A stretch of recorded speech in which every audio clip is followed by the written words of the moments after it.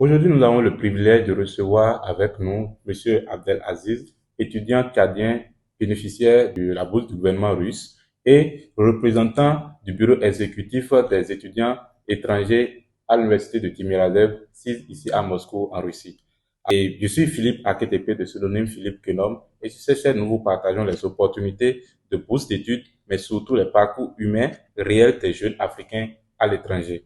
Alors, bonjour, Monsieur Abdelaziz. Oui, bonjour Monsieur Philippe. C'est un privilège de vous recevoir ici. Sans plus tarder, nous allons vous demander de vous présenter brièvement. Ok, le plaisir est à nous. Moi, je réponds au nom d'Abdelaziz Omar Silaï, je suis tchadien. Je viens de la ville d'Abéché. Bien sûr que vous ne connaissez pas, mais c'est une deuxième ville du Tchad. Moi, je suis né de cette ville et puis j'ai pu étudier là-bas jusqu'à ce que j'ai obtenu la bourse. Je suis venu ici. Vraiment ravi de faire votre connaissance. Et on peut vous demander comment avez-vous entendu parler de la bourse de la Russie et où vous l'avez appris. Bon, premièrement, moi, je suivais la Russie depuis que j'étais petit. Vous pouvez dire que moi je suis fan de la Russie, vu que un bon midi, ma tante m'a appelé, me disait qu'il y a une bourse qui se présente et elle me l'a proposé et vu que moi aussi c'est mon rêve de venir étudier ici, je me suis dit que pourquoi non. J'ai accepté, j'ai suivi la procédure jusqu'à ce que j'ai pu venir ici. Excellent, excellent. Et comment a réagi votre entourage, votre famille, quand vous leur avez dit que vous voulez venir en Russie pour étudier? Bon, premièrement, c'était une question juste de savoir est-ce que la bourse est réellement existentielle ou non, puisque ma mère ne voulait pas que moi je vienne étudier ici. Elle me propose d'étudier dans un pays de l'Afrique. Elle m'a proposé le Sénégal, elle m'a proposé le Niger et d'autres pays aussi. Et puis mes grands frères, ils étaient très heureux et ils me conseillaient de venir en Russie pour apprendre une nouvelle langue, pour avoir une nouvelle culture et à faire des connaissances avec d'autres nationalités. Et puis ils m'ont dit que ici, ça va m'aider beaucoup dans mon parcours professionnel qui est d'étudier en Afrique. Et puis on a fini par accepter et puis j'ai suivi ma procédure. Ah, merci à votre entourage de vous avoir mis alors sur le bon chemin. Et comme on parle de la Russie en fonction de son image à l'état national, les gens ont peur de la Russie et ça vous a pas fait peur? Non, ça ne nous a pas fait peur. Il y a toujours des pères, des petits frères, puisque les parents, ils s'inquiètent beaucoup pour ses enfants et pour leurs enfants, Hmm. autant pour moi. Ma mère, elle aussi, de sa part, était une personne très cultivée, très éducative. Elle suivait des informations et puis, vu que mes frères aussi, il y a certains qui sont étudiés à l'étranger, ils connaissent déjà la réalité des étrangers. C'est pourquoi ils ne réagissent pas aux ondes. Et ils connaissaient toujours que ici, ce qui se passe dans la Russie n'est pas ce qu'on attend là-bas ou notre pays. C'est pourquoi j'ai pas eu beaucoup de problèmes à ces propos. Excellent, Mm. excellent. Et quel a été votre plus grand choc une fois arrivé ici en Russie de façon culturelle, académique ou géographique? Ah, moi, je peux pas te dire que un seul grand choc, hein. J'ai eu beaucoup de grands chocs. Mais le premier choc que j'ai eu ici, c'est de venir et écouter les gens parler dans notre langue dont je n'ai jamais écouté parler, de voir certaines personnes qui viennent des pays que je n'ai jamais vus, je n'ai jamais écouté, de faire la connaissance avec des nouvelles personnes. Ça se comprend, c'est pour la première Oui, c'est pour fois. la Et première vous parlez de fois. la langue russe. Je parle de la langue russe. Oui. Et puis, le deuxième choc que j'ai eu, puisque moi, étant au pays là-bas, moi, je voyage pas beaucoup plus. Je voyage seulement entre les villes du Tchad, quoi, à l'intérieur du pays. Mais Mhm. sortir à l'extérieur, c'est seulement que je voyage entre deux ou trois pays comme ça. Et aussi pas pour longtemps. Et puis, comme vous le savez, ici, venir en Russie, j'allais te parler en russe, hein. Vous allez devoir faire 5 ans avant de rentrer au pays. Et cela m'a influencé un peu. Ça a été pas bon. Tu connais déjà, je peux pas t'expliquer ce que j'ai ressenti à l'intérieur. Et puis, Parce que vous devez attendre 5 ans avant de rentrer voir oui, c'est les ça. parents. C'est Mhm. pas facile. Ça a été un peu choquant au début. Et puis, Moi, je remercie beaucoup mes doyens qui sont là ici. Ils m'ont tout expliqué, les procédures, comment ça se passe les choses, comment les gens pourraient s'adapter ici. Ils m'ont tout expliqué. Moi, j'ai suivi juste la procédure et voilà, je suis là ici. Donc, si je résume bien, c'est que même en étant loin des parents, en Mhm. étant ici sur le territoire, vous n'êtes pas seul et la communauté et les parents, l'ambassade et autres, on vous met toute une procédure en marche, on vous conseille, on vous donne tous les chemins à suivre pour ne pas vous sentir seul, pour faire tout et de façon excellente. Exactement, tout à fait que oui. Et surtout notre ambassade du Tchad en Russie.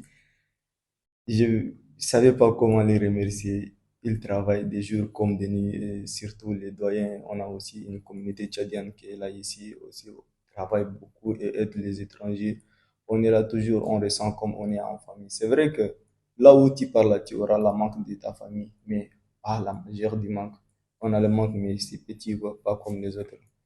Je On dirait qu'on vois. a les chances, on a la chance, oui. Et je vois, et je Mhm. salue, je profite de cela pour saluer les différents États de chaque pays qui mettent tous en œuvre pour que l'ambassade puisse bien fonctionner ici. Grâce à l'ambassade des différents pays ici et sur le territoire, nous avons des petites associations qui font les comptes rendus et qui aident les différents étudiants depuis même leur arrivée à l'aéroport jusqu'au jour et où ils vont quitter le territoire. Ils mettent tout en œuvre pour que rien ne se passe, rien de compliqué ne se passe et que tout se passe dans de meilleures conditions.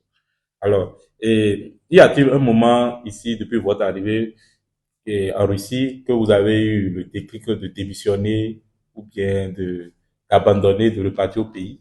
Oui, ça existait, mais est-ce que je me demande, est-ce que je pourrais ça t'expliquer, oui, quand on est devant la Ah, vous caméra, pouvez l'expliquer parce que mais ça je vous peux fera t'expliquer plaisir pour aux que abonnés. ça sera un bon marche pour ceux qui viennent d'arriver. Au début, quand je suis venu, le fait que j'attends par-ci, par-là, les gens disent que même ceux qui ont déjà 5 ans, 6 ans, 7 ans, ils n'ont pas bien appris la langue. Vu que moi, je ne fais pas partie de ceux qui viennent pour jouer ou bien pour faire d'autres choses. Mon objectif principal, c'est de venir étudier. Et Effectivement. vu qu'on m'a rencontré que la langue ici, c'est difficile à apprendre, donc cela m'a découragé un peu. Et puis, j'allais abandonner. Et encore, comme ma mère était ma première conseillère, toute chose que je voulais, tout pas que je vais faire, je La vais l'appeler, consulter. je la consulter. Et puis, elle me conseillait, elle me disait que, est-ce que dans ton entourage, là, existe certains qui parlent bien la langue russe? Je lui dis oui, existe beaucoup. Et ceux qui ne parlent pas, je lui dis aussi beaucoup. Elle me disait donc, c'est-à-dire que avant toi aussi, il y a ceux qui ont pu bien maîtriser la langue Et passer et par ceux là. qui n'ont pas pu aussi. Mais pourquoi toi, tu ne peux pas? Si tu veux, tu peux. C'est juste la question de vouloir, de la volonté. Elle me disait ça et moi, j'ai pris cette initiative. J'ai essayé de faire mon moyen possible et voilà, alhamdulillah, on a appris et maintenant on est dans On ne doit l'université. pas se sous-estimer. Oui, oui, c'est ça. Je vois. Merci bien. Ça veut dire que et ceux qui pensent que les bonnes bourses sont seulement dans les pays francophones où ils comprennent mais les pays anglophones où ils comprennent la langue anglaise ou la langue française. Ça veut dire que même la Russie aussi, on peut se sentir à l'aise. Le russe que l'on dit aussi que c'est compliqué, c'est compliqué. En réalité, c'est pas compliqué, c'est une langue comme toutes les autres. Et si tu te mets bien et tu ne te sous-estimes pas, tu pourras l'apprendre sans crainte. Oui, absolument, évidemment, je valide ça. Et vu que moi, je peux valider la langue russe beaucoup plus que d'autres langues, puisque c'est une langue dont on a étudié avec depuis euh, depuis notre primaire jusqu'à ce qu'on a obtenu nos diplômes respectifs à venir ici. Pourquoi pas avoir la chance d'apprendre une autre langue pour être un peu, bon, bilingue, au fait, autant pour moi. Moi, ce qui m'a motivé d'apprendre cette langue, je me suis dit premièrement, toute langue est bonne à apprendre. Et vu que moi, je connais déjà la langue française, je parle un peu l'anglais et la langue arabe, vu que est ma Vous langue êtes maternelle, tchadien, oui, je vous suis parlez tchadien. naturellement l'arabe. Et puis, pourquoi pas bien apprendre et maîtriser la langue russe, vu qu'en retournant au pays, ça va m'aider beaucoup, me faire dans mes affaires diplomatiques et puis et à propos des risques, on dit que souvent les risques sont des types méchants, compliqués. Moi, je vois pas la méchanceté. Où De tu façon vas, sociale, de façon sociale, oui. Où tu vas, il y a certains qui sont pas bons et d'autres qui sont bons. On ne peut pas mélanger toute une communauté à cause de la faute d'une seule personne.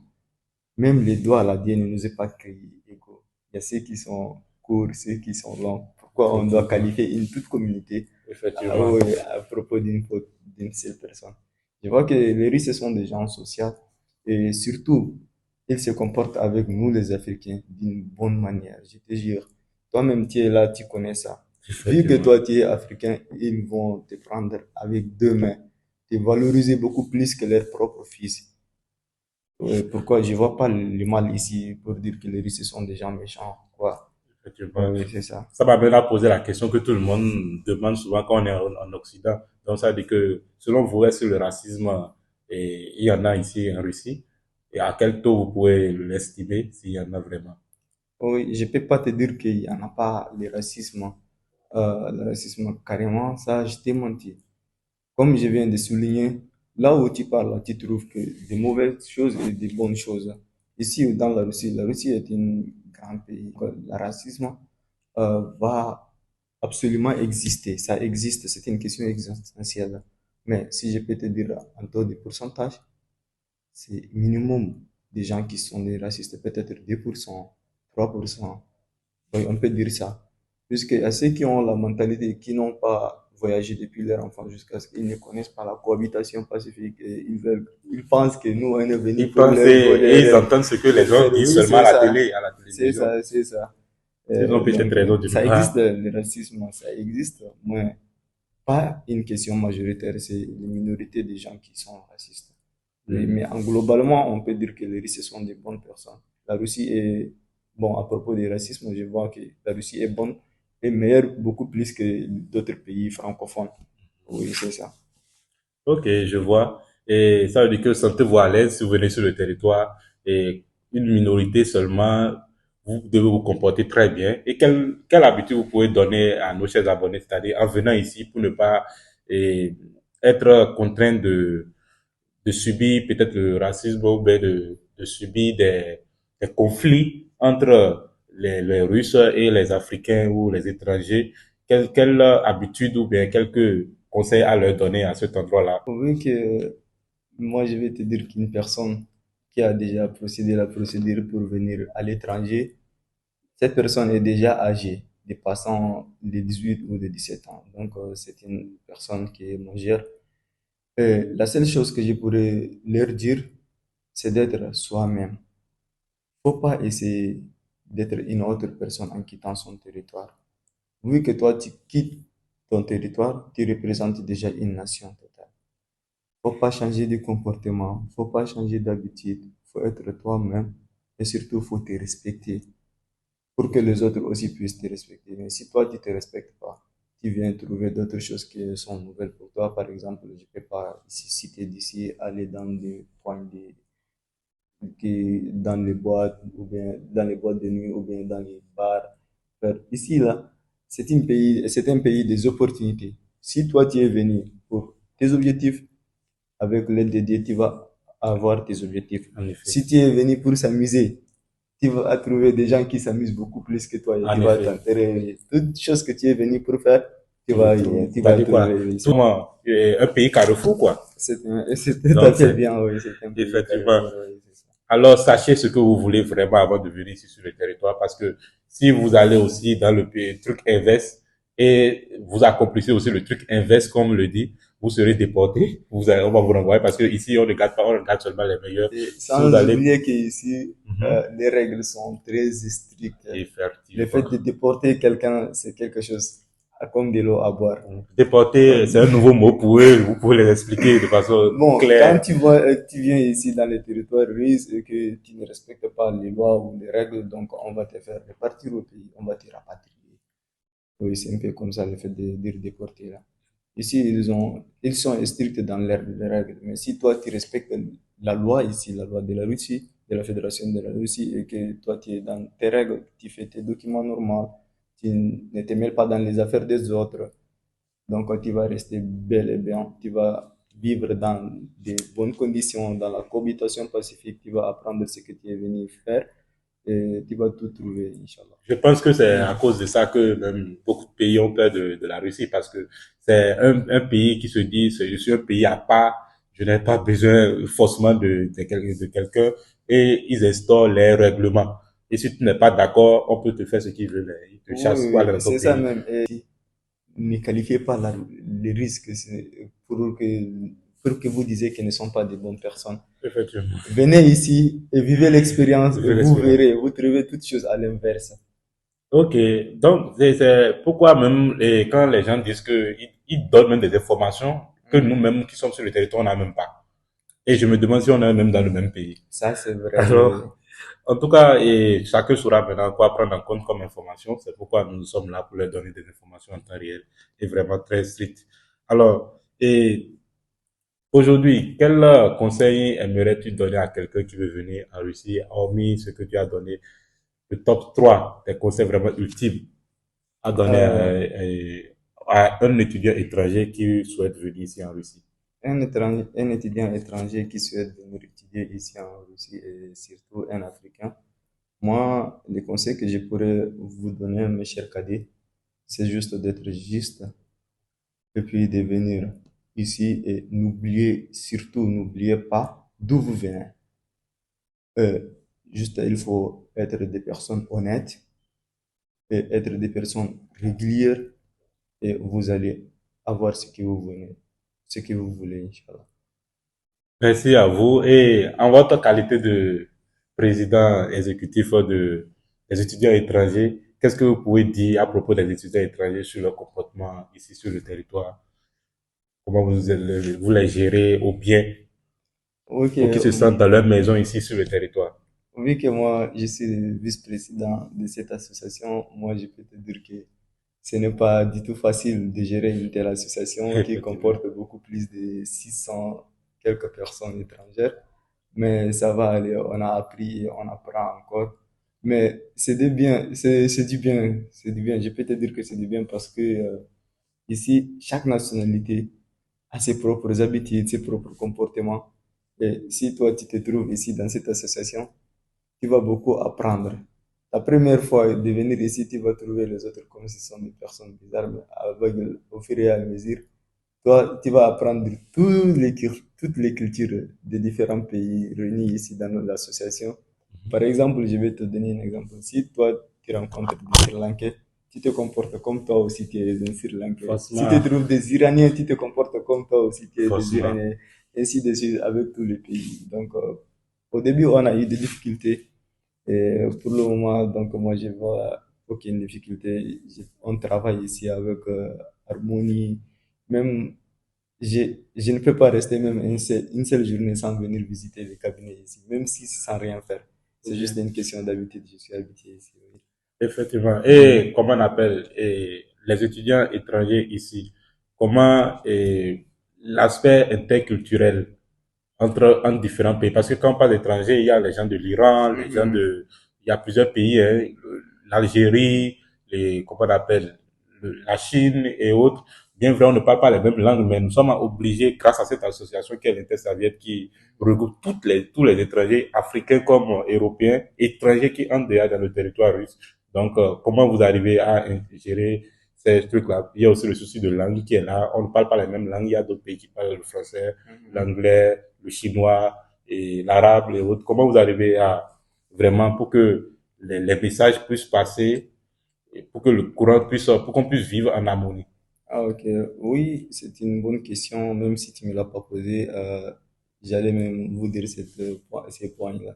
C'est un peu compliqué au début, mais euh, grâce aux anciens présidents, ils ont pensé à faire un club qui est surnommé Ras Government Club Mhm. pour faciliter aux nouveaux arrivants à étudier, de bien apprendre et puis de bien maîtriser la langue russe, vu que la langue russe est notre unique langue de communication ici. En effet. Et à propos de l'association ici, pour faire transmettre le message aux différentes nationalités, on a aussi des représentants de chaque pays, presque de chaque pays, par exemple des Amériques latino, vu qu'ils parlent seulement la langue espagnole, donc on a une représentante qui parle bien la langue russe, on va la transmettre le message et elle va le transmettre à travers.